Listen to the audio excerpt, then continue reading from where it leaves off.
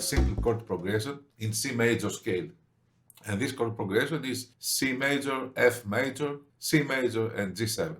4 bars. I will continue from my last position I was with the different sounds we had here, and we will make some adjustments. So the first thing is that we have 4 bars to write. So I will mark these 4 bars. We can do this by simple dragging, and these are our 4 bars. I'll take our start at the beginning. Also, the next thing, I will make my metronome to give me 1 bar per count. The metronome is right here, and I want the metronome to give me 1 measure of per count. Okay, you see this record has a little arrow button here. I will put it to sound on sound. So if I want to write every time once more, it will write over the sound I have already recorded. So 4 chords, C, F, C, and G7. I will take out all these instruments by selecting the number, shift, and these numbers, and I will choose to delete these 3 tracks. Okay, and I have the no piano I had before and the BBC Symphony Orchestra. I will start my recording with the BBC Symphony Orchestra, and I will select, first of all, my contrabasses here. I have already put from my latest project the reverb, so we are okay. I didn't choose the contact. I will also delete this track. Okay. So this track, with double click, I can rename it. I will write that it is contrabasses. Okay. And we are ready to do our first recording. Every time I delete a track, we lose here our choice of the 4 bars, but it's okay. We have the contrabasses. I will do a very simple move. I will play the root of each chord. So we have 4 quarters, C, F, C, and G notes. This is the way to choose what's our time signature, 4 quarters or something else. And this is the place where we choose how fast or slow is the piece we will make. So I will choose 100 ppm, and the first thing I have to do is arm the track I want to record, because you see now the record button is off, so we cannot record if we don't arm this track. And if I arm it, you see that record is on. The shortcut for record is the R button, but I will use my controller that does it a bit easier. So let's begin.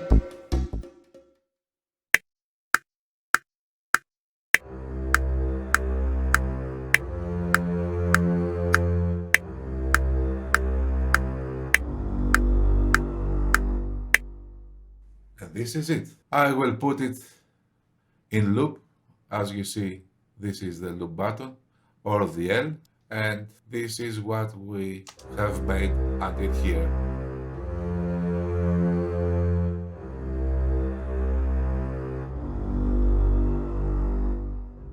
Okay, I will duplicate this track, and the way is very, very easy by pressing this button. And now I duplicate both tracks. So let's start it again. There were 2 tracks selected.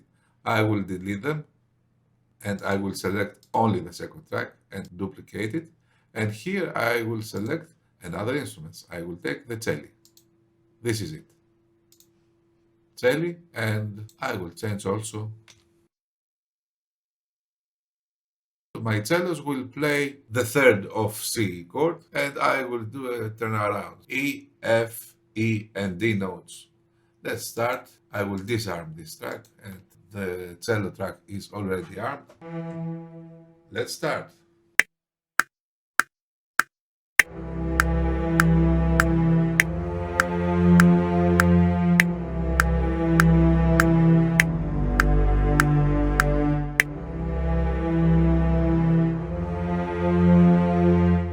And this is our second track.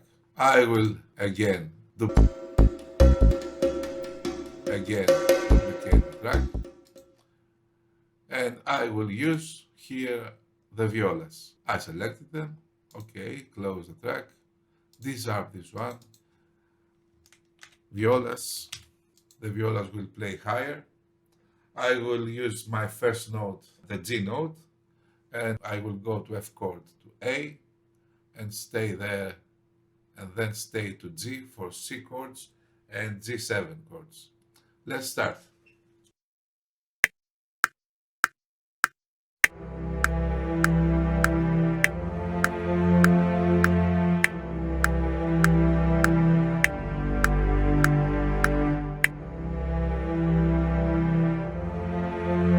And this is our viola track.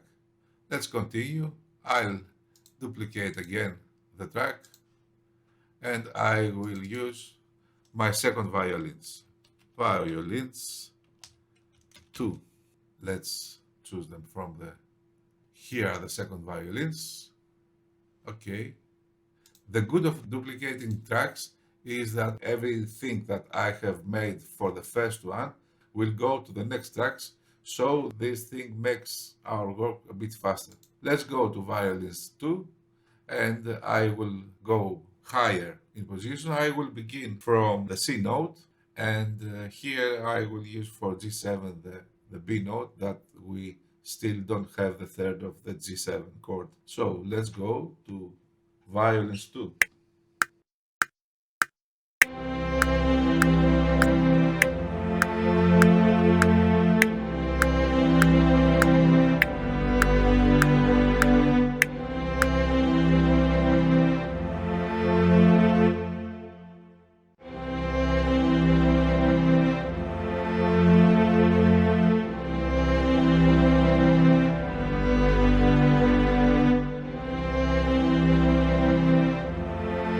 Very nice. And at last, let's make our first violins and duplicate again the track. And we have violins, the first violins, and let's choose them from the plugin. Here we are, and we'll make a little more movement. And I will use for G7 the seventh of the chord. So G7 is our fourth chord, so it loops back to the first.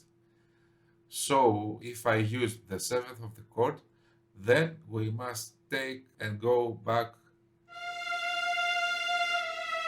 to the third. So our first note for C chord, in order to have a nice loop, is the E note. Let's begin.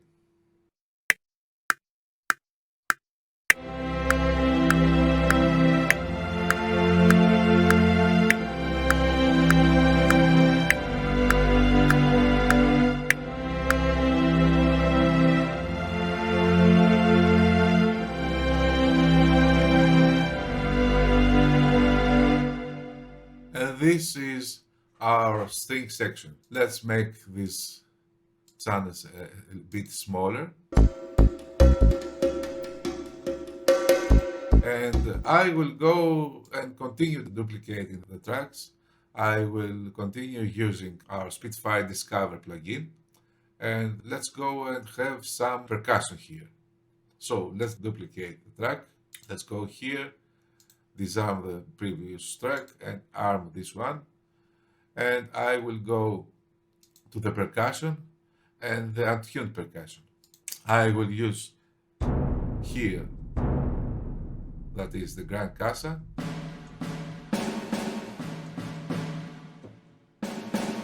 and one snare. I think this one is a bit better. Okay. Let's go and have a try to see where it takes us.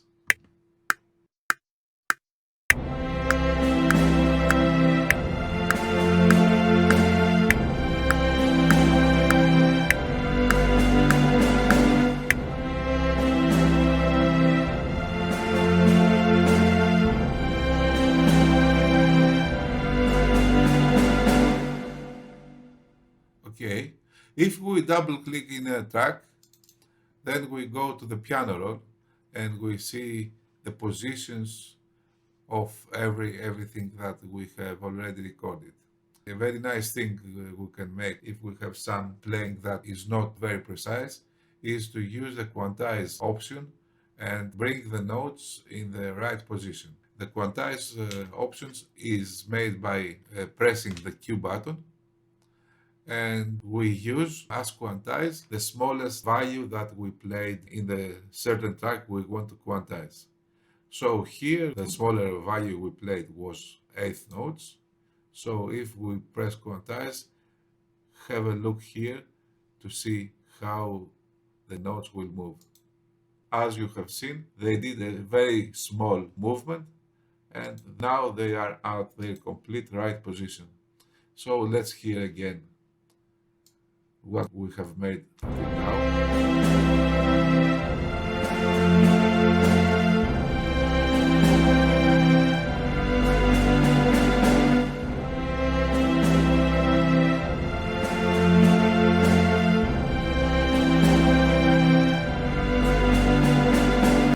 Okay, now let's make a basic mixing in order to have all the sounds heard well. And for this, we will use here the console that, as you see, we have all our channels. Now we will use only the volume in order to have a nice sounding orchestra. Oh, so let's hear and make some different volumes.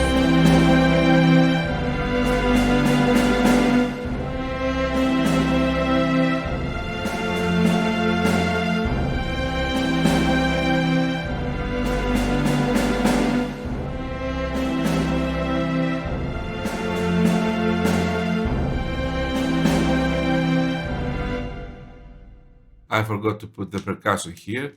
Let's say Grand Casa snare. When I saw here, we saw two different kinds of violins one, and this was a little confusing.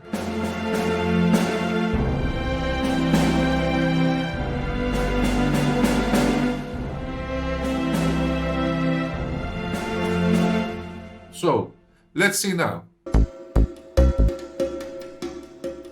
I have still kept my neo piano here that we heard before. I will use neo piano in order to make some melodies for this chord progression. The first thing you need to have in mind is that you can use the chord notes of every chord that is heard every time. So, when you hear C chord, you can have C, E, and G. When you have F chord, you can have F, A, and C. And when you have G7 chord, you can have the notes of G7, G, B, D, and F. Let's hear this for a bit.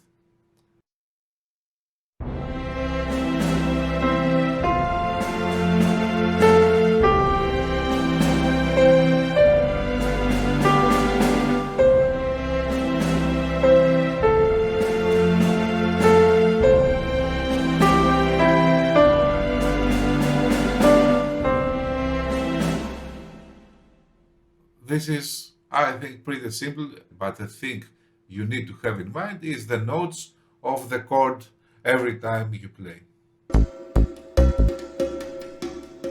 The next thing you can use is the transitive notes. Transitive is a note that connects two chord notes. So when we have a C chord, if I play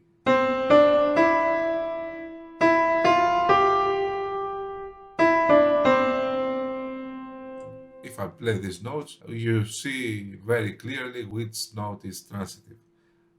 If I have F chord and if I have the G7 chord,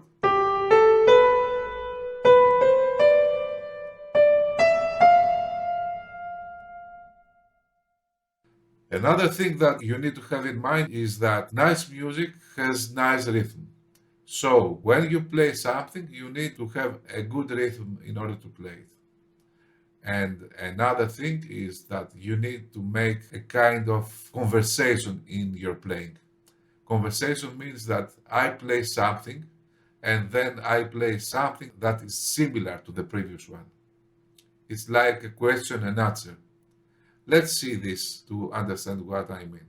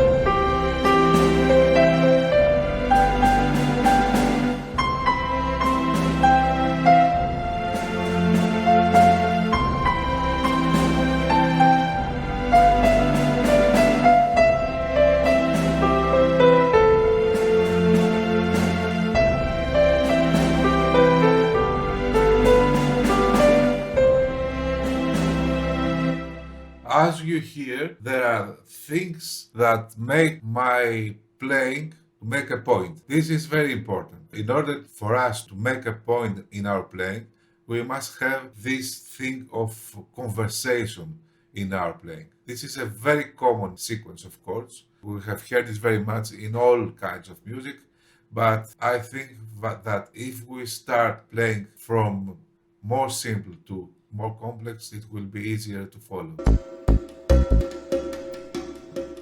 The next thing we have to do is to try all these things and take it to other scales. Other scales will give us other ideas. So let's give it a try and go to, let's say, D major. To transpose a piece in these programs is really simple. You have to choose the tracks you want to transpose. Of course, I choose only the melodic tracks. I don't want to transpose the percussion of what I played, so the string section, and I will go to the process, transpose, and what amount is from C to D, it's 2 semitones. I will do it 2 semitones, and that was it. Now you will hear that the sound is in another scale. Our other scale is D major. What are the chords? This is one kind of exercise for you in order to learn to think music. So we go a tone up to D major. We have 2 sharps key signature, F sharp and C sharp, and we have D, G chord, and A7 chord. Also, you have to think what notes every chord has. So let's see my playing with the new scale we chose, D major. Let's give it a try and see what happens.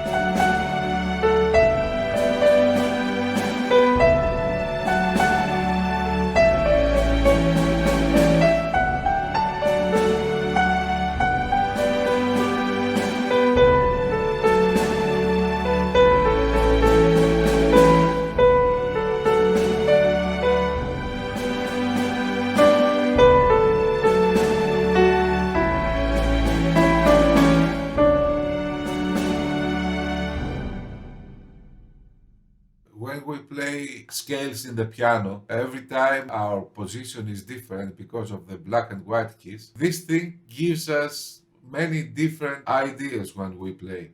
you will see that playing in different scales will give you different ideas. Let's go and try one more scale. Let's try a scale with flats. And let's go to one tone below C. So B flat major. What I have to do here, I'm in D major, and if I want to go to B flat, I will go to transpose and go 4 semitones down. Okay, as you hear, the sound already changed. And here we have two flats key signature. And our chords are B flat major, E flat major, and F7. Let's see what kind of melodies we can make here.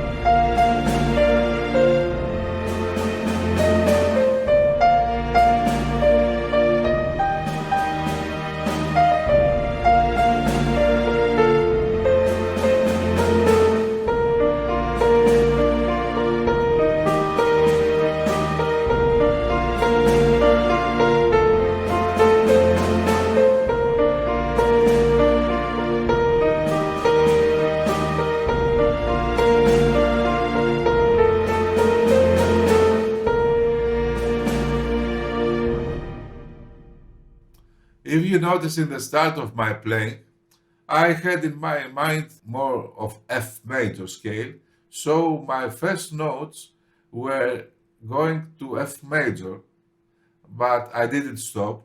Many times when you play, you will see that making a mistake, if you hear it, it can give you some ideas in order to play something different.